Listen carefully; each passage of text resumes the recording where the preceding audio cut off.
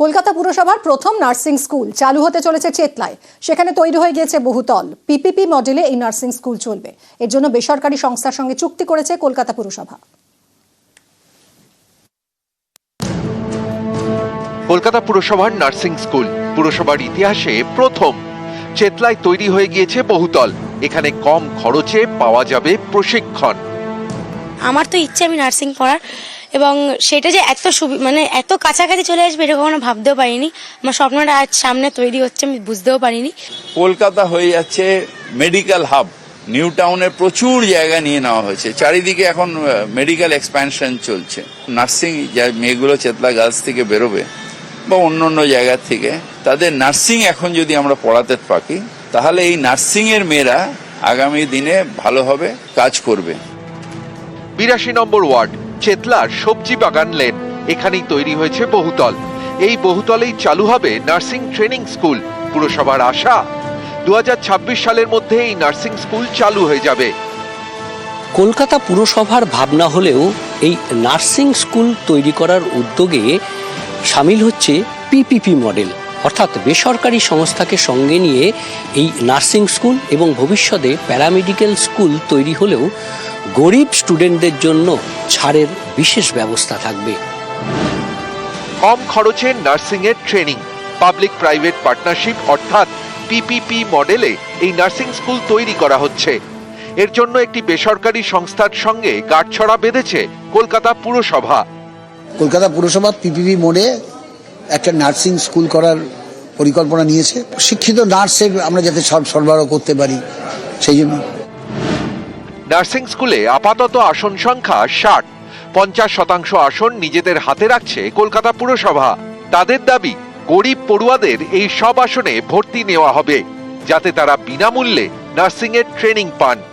এই আশপাশে যত গরিব ঘরেরই ধরুন অনেকে পড়াশোনা করে তো পরিকাঠামোর অভাবে এগাতে পারে না, তো তার জন্য যদি এটা শুরু হয়ে যায় আমাদের লোকাল লোকের অনেক সুবিধা হবে। আমার তো ইচ্ছে আমি নার্সিং পড়ার, এবং সেটা যে এত কাছাকাছি চলে আসবে এটা কখনো ভাবতেও পারিনি।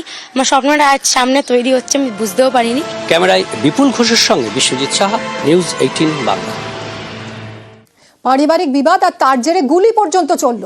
জমি থেকে আলু তোলাকে ঘিরে বিবাদ, আর তাই সেই বিবাদকে কেন্দ্র করেই গুলি চলল। জলপাইগুড়ির রাজগঞ্জে দুই পরিবারের বিবাদ।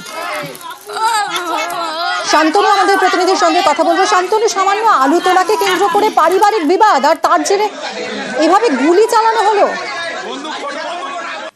দেখো, গতকাল সকাল থেকে কিন্তু দুই পরিবারের মধ্যে বিবাদ চলছিল। বিশেষ করে একটি পরিবারের দাবি তারা কিন্তু অনুমতি নিয়েই আরেকটি পরিবারকে ব্যবহার করে তাদের জমির উপর দিয়ে আলু নিয়ে যাচ্ছিলেন। কিন্তু গতকাল বিকেলের পর থেকে তাদের আলুর গাড়ি আটকে দেয়, এবং সেই আলুর গাড়ি আটকে দেওয়ার ফলেই কিন্তু দুই পরিবারের মধ্যে প্রথমে বচসা শুরু হয়, এবং তারপরেই কিন্তু বলা যেতে পারে রাতের দিকে দুই পরিবারের মধ্যে সংঘর্ষ বেড়ে যায়। এবং সংঘর্ষ এমন একটা আকার নেয় যেখানটা দুই পরিবারের মধ্যে পাথর দিয়ে মারামারি, ধারালো অস্ত্র দিয়ে মারামারি, পাশাপাশি গুলিও চলে বলে অভিযোগ। এবং এই লাইসেন্স আর্মস থেকে পুলিশের যেটা দাবি, লাইসেন্স আর্মস থেকে 2 রাউন্ড গুলি চালানো হচ্ছিল, এবং সেই অভিযোগে কিন্তু একজনকে গ্রেপ্তারও করেছে পুলিশ, এবং তার আগ্নেয়াস্ত্রকে পরীক্ষাও করে দেখা হচ্ছে, এবং তার লাইসেন্সটা যাচাই করে দেখছে পুলিশ। পাশাপাশি এই ঘটনায় 3 জন আহত হয়েছেন, 3 জনকেই কিন্তু হাসপাতালে ভর্তি করা হয়েছে। তার মধ্যে একজনের আঘাত গুরুতর, এবং তাকে এই মুহূর্তে চিকিৎসাধীন রয়েছে জলপাইগুড়ি মেডিকেল কলেজ হাসপাতালে। অন্যদিকে একটি পরিবার আবার রাতের দিকে অভিযোগ করেছেন যে তাদের পরিবারের একটি ছাত্রী যখন পড়াশোনা টিউশন করে যখন ফিরছিল, সেই সময় যে আরেক পরিবার রয়েছে সেই পরিবারের সদস্যরা তার উপর চড়া হয়, তার উপর তাকে ফেরত আনার চেষ্টা করে। সব মিলে একটি ঘটনা, এই ঘটনাকে কেন্দ্র করে রীতিমতন উত্তেজনা ছড়িয়েছে গোটা এলাকায়। অনেক ধন্যবাদ শান্তনু। এবং পুলিশ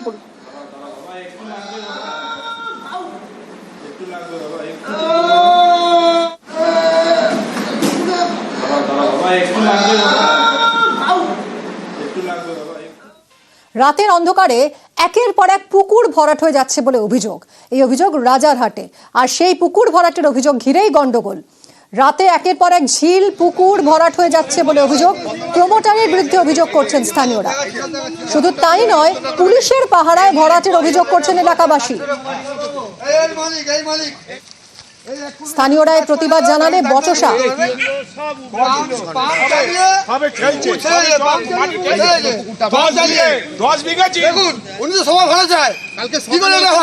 আমাদের ছেলেও যা আছে তাই থাকবে, ব্যাস এটা আমাদের দাবি, আর কোনো কথা না। পুকুর ভরাটের অভিযোগ ঘিরে গন্ডগোল। রাজারহাটে পুকুর ভরাটে বাধা দেন স্থানীয়রা। রাতের অন্ধকারে একের পর এক ঝিল এবং পুকুর ভরাট হয়ে যাচ্ছে বলে অভিযোগ।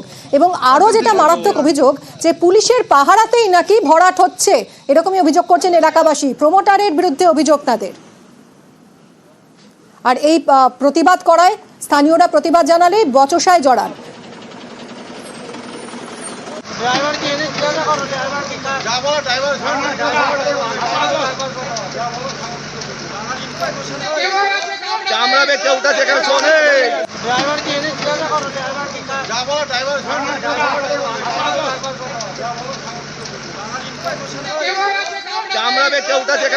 স্থানীয়রা যখন এই পুকুর ভরাটে বাধা দেয়, তখন এই সমস্ত যন্ত্রপাতি নিয়ে সেখান থেকে বেরিয়ে যায় প্রমোটার এবং তার লোকজন। প্রমোটারের বিরুদ্ধে অভিযোগ করছেন স্থানীয়রা। অনুপ আমাদের প্রতিনিধির সঙ্গে কথা বলবো। অনুপ, এ তো মারাত্মক অভিযোগ যে পুলিশ দাঁড়িয়ে রয়েছে, পুলিশের সামনে পুকুর ভরাট হয়ে যাচ্ছে। একেবারে এমনটাই কিন্তু অভিযোগ। পুলিশের যে ভূমিকা, সেই ভূমিকা নিয়ে কিন্তু রাজারহাট থানার পুলিশের ভূমিকা নিয়ে প্রশ্ন উঠছে। আমরাও কিন্তু পুলিশকে এই প্রশ্নই করেছিলাম। রাজারহাট থানা তারা কিন্তু জানাচ্ছে যে উপর মহলের নির্দেশে পুকুর ভরাট হচ্ছে। যখন একেবারে সংবাদমাধ্যমের ক্যামেরা এসে পৌঁছয়, সেই সময় দেখা যায় পুলিশ কিন্তু সেখান থেকে গাড়ি নিয়ে তারা অন্যত্র চলে যায়। কিন্তু এখানকার মানুষের যে অভিযোগ, এই প্রথম নয়, এই পুকুরটা কিন্তু আগে ভরাট করার চেষ্টা করা হয়েছিল এবং গতকাল যখন আর্থ বিভাগ থেকে শুরু করে মাটি ফেলার কাজ চলছিল, সেই সময় কিন্তু একেবারে এলাকার মানুষ তারা কিন্তু একেবারে সেখানে বিক্ষোভ দেখাতে শুরু করে। এবং যখন বিক্ষোভ দেখায়, তাদের দাবি রাজারহাট থানার পুলিশ ঘটনাস্থলে আসে এবং তারা জানায় যে এই পুকুর কিন্তু যদি তারা কোনোভাবে এলাকার মানুষ ভরাট করা আটকায়, তাহলে তাদের কিন্তু উল্টে গ্রেপ্তার করা হবে। তারপরেও কিন্তু এলাকার মানুষ তারা কিন্তু বিক্ষোভ দেখায়, তারাও পুলিশের ভূমিকা নিয়ে প্রশ্ন তুলছে। তার কারণ রাজারহাট থানার পুলিশ তারা সেখানে দাঁড়িয়েছিল এবং দাঁড়িয়ে থাকার পরেই কিন্তু এই পুকুর ভরাটের কাজ চলছিল এবং তাদেরকে গ্রেপ্তার করার হুঁশিয়ারি দেওয়া হচ্ছিল। এবং এলাকার মানুষ বিক্ষোভ দেখানোর পরবর্তী ক্ষেত্রে যখন সংবাদ মাধ্যম পৌঁছয়, নিউজ 18 বাংলা ক্যামেরা পৌঁছয়, তারপরে সেখান থেকে যখন পুলিশ সেখান থেকে বেরিয়ে যায়, আত্মবান নিয়ে সেখানে পুকুর ভরাটের কাজ বন্ধ হয়ে যায়। এবং এখনো পর্যন্ত এলাকার মানুষ তারা জানাচ্ছে তারা কিন্তু লিখিত অভিযোগ দায়ের করবে। তার কারণ গতকাল পুলিশের পক্ষ তাদেরকে হুঁশিয়ারি দেওয়া হয়েছে, এর আগে ভরাট করার চেষ্টা করা হয়েছিল। এখানেই কিন্তু পুলিশের যে ভূমিকা, সেই ভূমিকা নিয়ে প্রশ্ন তুলছে। এখানে বিল্ডিং তৈরি করার পরিকল্পনা যে কোনো কারণেই হোক আবার নতুন করে এটা শুরু হয়েছে, যে বোঝানো হবে। আমরা কদিন ধরেই খবর পাচ্ছিলাম, হঠাৎ থানা থেকে গাড়ি এলো, 3খানা গাড়ি পরপর। ওনাদের ফার্স্ট বক্তব্য যে আপনারা বাড়ি চলে যান, এখানে না হলে যদি কোনো কাজে বাধা দেন আপনাদের অ্যারেস্ট করা হবে। বলছে হ্যাঁ, থানায় অর্ডারের কপি জমা পড়েছে, বোঝানোর পারমিশন আছে। বলছে আমরা প্রমোটারকে দিয়ে দিয়েছি, নাম বলছে না, যে আমরা প্রমোটারকে দিয়ে দিয়েছি, ওনারা যা করার করছে। এটা বহুতল নির্মাণের জন্য এই অবস্থা করা হচ্ছে, যা করার করছে। এবং থানা বলছে যে হ্যাঁ আমাদের পারমিশন আছে, আমাদের প্রশাসন থেকে পারমিশন দেওয়া হয়েছে, আপনারা যদি বাধা দেন এই মাটি বোঝানোতে আপনাদের অ্যারেস্ট করা হবে।